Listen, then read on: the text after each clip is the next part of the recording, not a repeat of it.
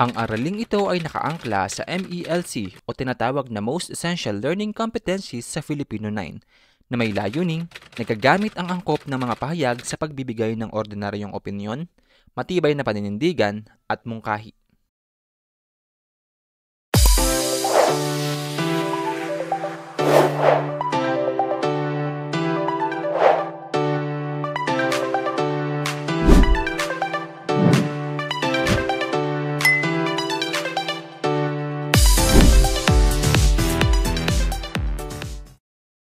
Isang magandang araw.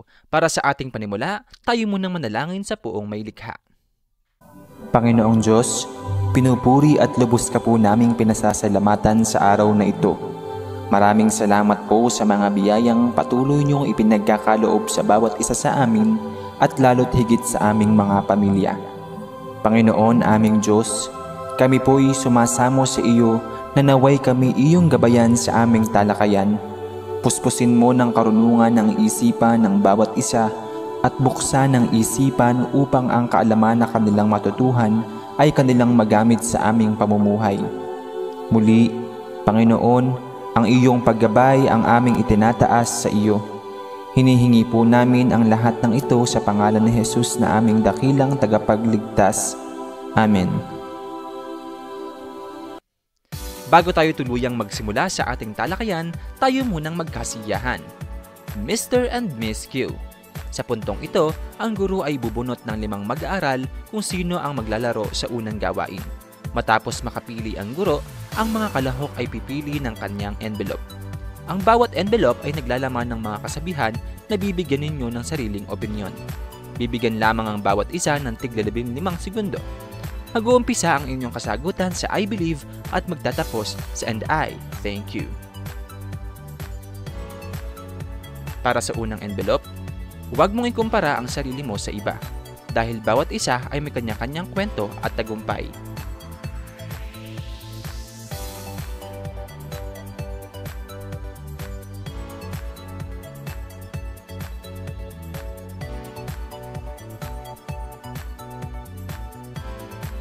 Para sa ikalawang envelope, ang pangarap ay tulad ng puno. Tinatanim natin ito, ngunit kailangan natin itong alagaan upang lumaki at mamunga.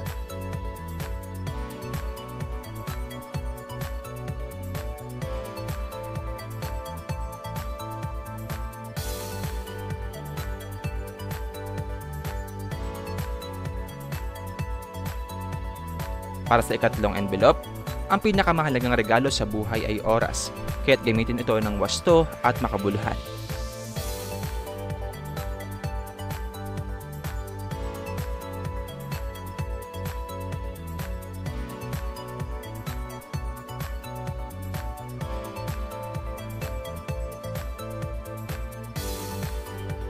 Para sa ika-4 na envelope, ang pag-ibig ay parang bulaklak, kailangan alagaan at pahalagahan.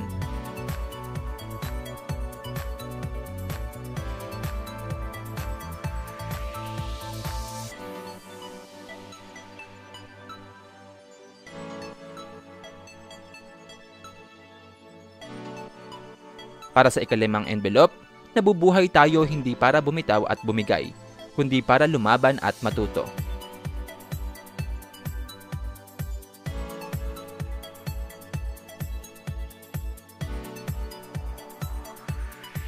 Talaga namang mga isipan ninyo ay lumawak, kaya panatilihin ang inyong sigla ng inyong isipan ay mabatak pa sapagkat ang ating talakayan ay makatutulong upang umunlad ang inyong kakayahan at kaalaman. Guess who? Para sa ating panuto, suriin at hulaan ang mga larawan na makikita.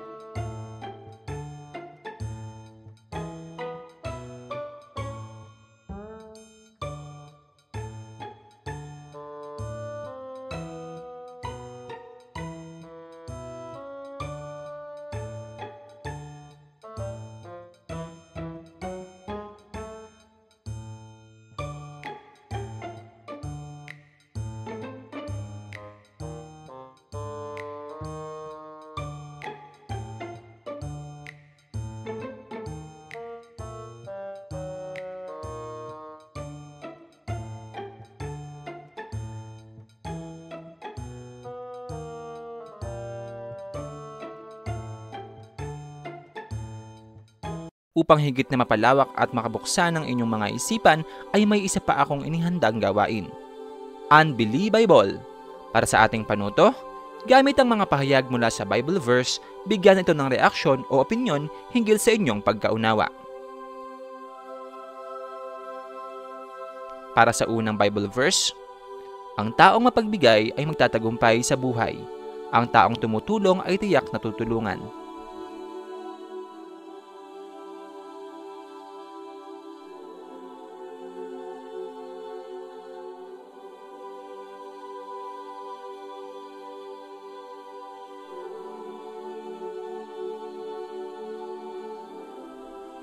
Para sa ikalawang Bible verse, nagmamadaling yumaman ang taong sa pera ay gahaman, ngunit ang hindi niya alam, siya pala ay patungo sa kahirapan.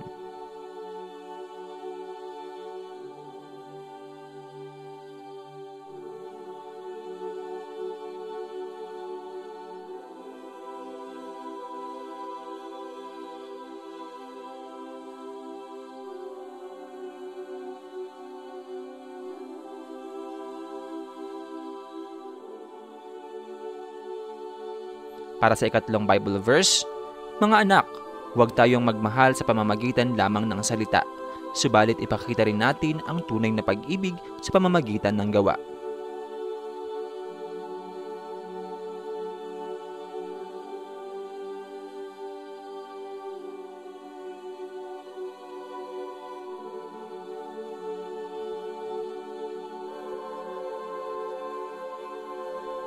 Para sa ikaapat na Bible verse, kunin mo ang karunungan, kunin mo ang kaunawaan, huwag kang lumimot, ni sa mga salita ng aking bibig ay humiwalay.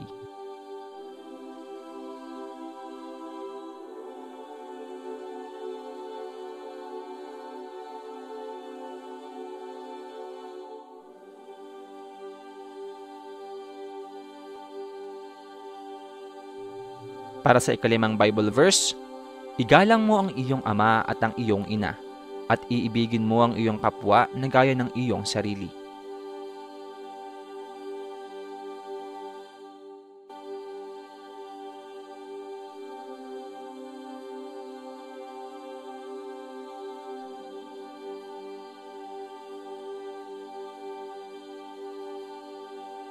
Talaga naman ang talas ng isipan nyo ay natasahan na, kaya naman upang higit na babuksan ang inyong isipan, dumako na tayo sa talakayan.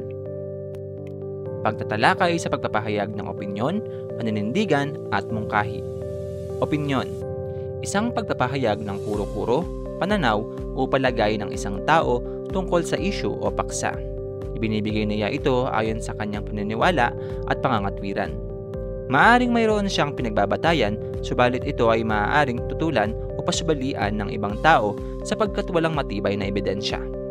Narito ang mga pahayag na maaaring gamitin sa pagbibigay ng opinyon.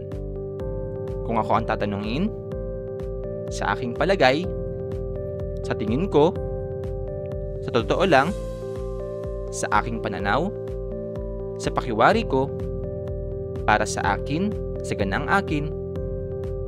Paninindigan: prinsipyo, may pagtitiwala sa sarili, kahangahangang katangian ng isang tao. Ito ay isang saloobin hinggil sa isang issue o usapin. Ito ay isa ring panig hinggil sa isang argumento o pagtatalo, ganap na pagtupad sa isang ideya o pag-iisip o pagtupad sa isang pangako. Narito ang mga pahayag na nagbibigay ng matibay na paninindigan. Bongig tingkong sinusuportahan ang, kumbinsido akong, lubos kong pinaniniwalaan, labis akong naninindigan, magkatulad tayo ng paniniwala. Mungkahi: nangangahulugang payo, palagay o ideya. Ito ay ginagamit kung may ideya ang isang tao na nais niyang sabihin sa iba. Ito ay nagbibigay ng sariling palagay upang makatulong o makapag-ambag sa isang sitwasyon. Ito ay pagbibigay ng panukala at rekomendasyon na nagpapahiwatig na ikasakatuparan ang isang paniniwala. Narito ang mga pahayag na nagbibigay mungkahi. Halimbawa, higit na mainam, makabubuti kung, sikapin mo, maaari kang, mungkahi, gusto. Naunawaan niyo ba ang ating talakayan? Meron ba kayong nais linawin at katanungan? GOOMG. Para sa ating panuto, pakinggan ang audio clip ng talumpating pinamagatang GMO-OMG na isinulat ni Annie Marie S. de la Cruz. GMO-OMG, isa na namang kagilagilalas na tuklas ng siyensya ang naging mainit na usapin sa panahon ngayon. Ang issue ng genetically modified organism ay patuloy na bumabagabag lalo na sa environmentalist. Ano nga ba ang mayroon sa mga GMO? Bakit ito nagiging mainit na usapin sa panahon ngayon? Maraming nakikitang kagandahan ng ibang eksperto sa paglaganap ng GMO, lalo na sa mga pananim. Una, tinitingnan nito ng mga magsasaka bilang pamalit sa pamatay peste. Pangalawa, sila ay makatitipid at darami ang produksyon ng pananim. Isipin mo na lang na ang dati-rating 50 piling ng saging na maaani ay maaaring madoble. Hindi nakapagtataka kung ang mga magsasaka ay maghihimok sa ganitong pamamaraan. Pangatlo, bilang bansang agrikultural, maaaring GMO na nga ang sagot sa problema natin sa mga nagugutom at maging sa ating ekonomiya. Subalit kung maganda ang magiging benepisyo nito sa mga magsasaka, marami rin itong nakikitang kahinaan. Ang produkto ng isang GMO ay hindi masasabing tiyak na ligtas sapagkat mayroon itong mga katangian na nabago mula sa orihinal nitong anyo. Tinutulan din ito ng environmentalist dahil binabago raw nito ang balance ng ecosystem. Tunay raw nito ang iba't ibang epekto sa kapaligiran. Dagdag pa riyan, hindi masasabi kung ligtas ba itong kainin ng tao. Sa kabuuan, masasabi kong isang magandang bagay na natuklasan ang pagsasagawa ng GMO. Gayunpaman, hindi ako sumasang-ayon sa pagbabago sa likas na katangian ng mga bagay sa mundo. Kung may mabuting nagagawa ang tuklas na ito, hindi ba't para na rin nating binabago ang likas na daloy ng mundo para lamang maiangkop sa ating mga pangangailangan? Oo, dapat nga itong sumabay sa takbo ng ating pangangailangan, ngunit labis na kung pati ang mga nananahimik na halaman at hayop ay ating babaguhin. Napakahabang panahon nang nabubuhay ng tao sa mundo. Ngayon pa ba ito babaguhin? Ikaw, ano ang pasya mo? Mga gabay na tanong. Sumasang-ayon ba ang author ng binasang talumpati sa paggawa ng GMO?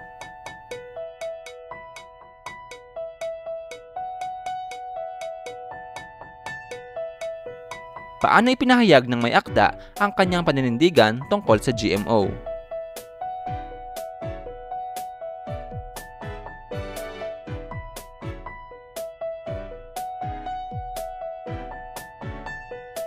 Bilang isang individual, paano mo maipapahayag ang paninindigan ng hindi nakakasakit sa iba?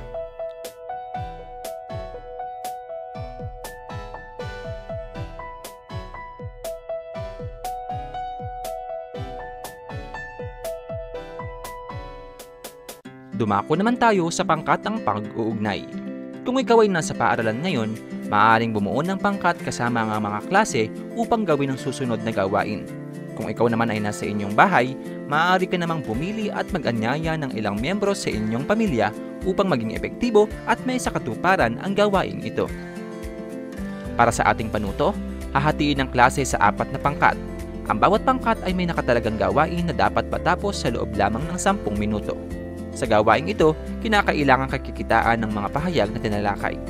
Para sa pangkat 1, lumikha ng slogan na kakikitaan ng epektibo at negatibong dulot ng GMO sa ating bansa. Bigyan ito ng paliwanag sa pamamagitan ng mga pahayag na tinalakay at ibahagi sa klase. Ilahad ang inyong opinyon, paninindigan at mungkahi patungkol sa talumpati. Para sa pangkat 2, bumuo ng isang tula tungkol sa kahalagahan ng pagbibigay ng opinyon, paninindigan at mungkahi sa pang-araw-araw na pamumuhay. Kailangan kakitaan ito ng malayang sukat na may 4 na taludturan. Para naman sa pangkat 3, may ibibigay na talumpati ang guro. Basahin at unawain itong mabuti. Ibigay ang inyong opinyon, paninindigan at mungkahi. Gawin ito sa isang graphic organizer.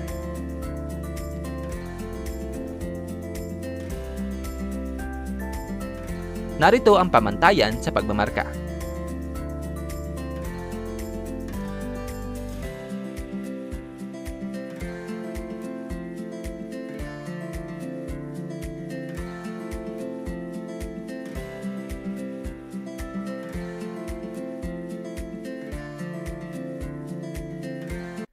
opinyon.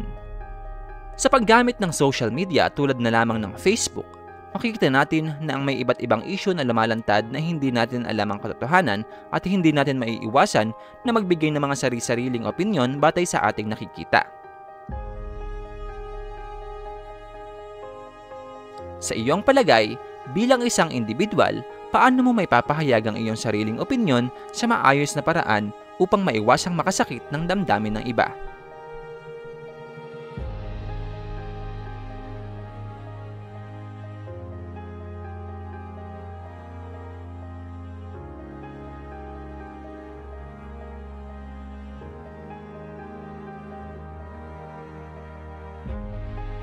Gininto ang aral, halina't tuklasin.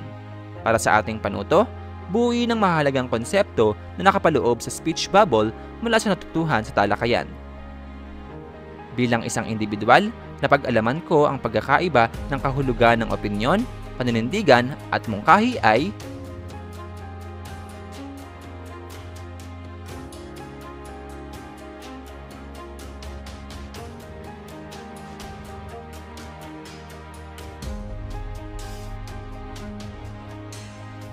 natuklasan ko na higit na magiging mabisa ang pagpapahayag ko ng aking opinyon, matibay na paninindigan at mungkahi kung